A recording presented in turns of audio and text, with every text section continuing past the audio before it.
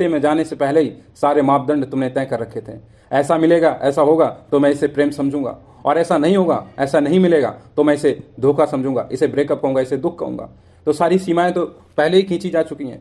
किसी रिश्ते में जाने से पहले ही सारे मापदंड तय किए जा चुके हैं। तो फिर अब ये प्रश्न पूछना कि कोई धोखा दे तो क्या करें, बेईमानी है। और स्मरण रखना, जब भी तुम किसी भी व्यक्ति के संदर्भ में कोई भी कर्म करते हो और साथ में कोई अपेक्षा रखते हो तो फिर उपेक्षा मिलना स्वाभाविक है। जब भी तुम कोई कर्म करोगे, किसी व्यक्ति के संदर्भ में कोई कर्म करोगे और कोई चाहत पालोगे तो फिर नाउम्मीदी मिलना स्वाभाविक है, नैसर्गिक है उम्मीद के साथ नाउम्मीदी का आना। और ऐसी बातें बहुत हो चुकी, ऐसी बातों के जवाब भी बहुत दिए जा चुके हैं। आज आप जो भी हैं, आज आपकी जैसी भी विचारधारा है, वह आपके साथ पूर्व में किए गए व्यवहारों का परिणाम है। ऐसी बातों के बहुत जवाब दिए जा चुके हैं। ऊपर ऊपर से आदमी को समझाया जाता है, लेकिन क्या उससे उसका दुख छूट जाता है? कभी बुनियाद पर बात नहीं की गई, कभी समाधान पर बात नहीं की गई। और वह बुनियाद, वह समस्या और उसका समाधान उसके संस्कारों में होता है। यानी कि जिस परिवेश में जो भी पला बढ़ा है, उसी हिसाब से उसकी सोच तय होती है, उसी हिसाब से वह कर्म के सिद्धांत को जानता है, समझता है, करता है। यदि चोट मारनी है तो बुनियाद पे मारो, और मनुष्य की बुनियादी आज़ादी से भरी हुई है। प्रत्येक मनुष्य की बुनियाद आज़ादी में है, आज़ादी से है। और तुम्हारे प्रत्येक प्रश्न का जवाब अस्तित्व हमेशा देता रहा है।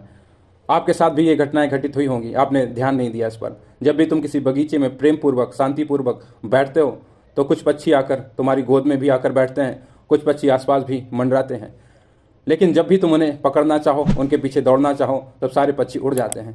यानी कि जब भी तुम कुछ पकड़ना चाहते हो, दोनों हाथ खाली हो जाते हैं। और जब तुम कुछ नहीं पकड़ते हो, गुलामी की चाहत को तोड़ देते हो, तब दोनों हाथ तुम्हारे भर जाते हैं। फिर तुम्हें दुख कभी नहीं छूता है। और अस्तित्व में एक दूसरा जानवर है, उसका नाम है भेड़िया। उसे कभी गुलाम नहीं बनाया जा सका, ना ही बनाया जा सकता है।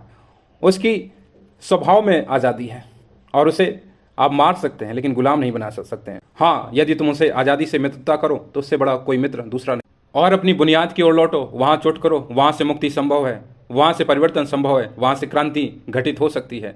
इसीलिए आदमी में कभी क्रांति घटित नहीं होती, क्योंकि बुनियाद पर कभी चोट नहीं की जाती। बाहर से कितनी भी किताबें पढ़ लो, कितने भी प्रवचन सुन लो, कितनी भी समझ विकसित कर लो, लेकिन परिवर्तन घटने वाला नहीं है, क्रांति घटने वाली नहीं है। यदि एक बार भी बुनियाद में जाकर चोट कर दो तो प्रत्येक चीज़ से तुम मुक्त हो सकते हो, छूट सकते हो। और जिस क्षण तुम आज़ादी से भर जाते हो, वही क्षण प्रेम पूर्वक क्षण बन जाता है। वहीं प्रेम घटित हो जाता है और वहीं तुम्हारे दोनों हाथ भर जाते हैं। वहाँ फिर तुम्हें कोई दुख कभी नहीं छूता है। प्रेम परमात्मा का प्रतीक है, परमात्मा का दूसरा नाम ही प्रेम है।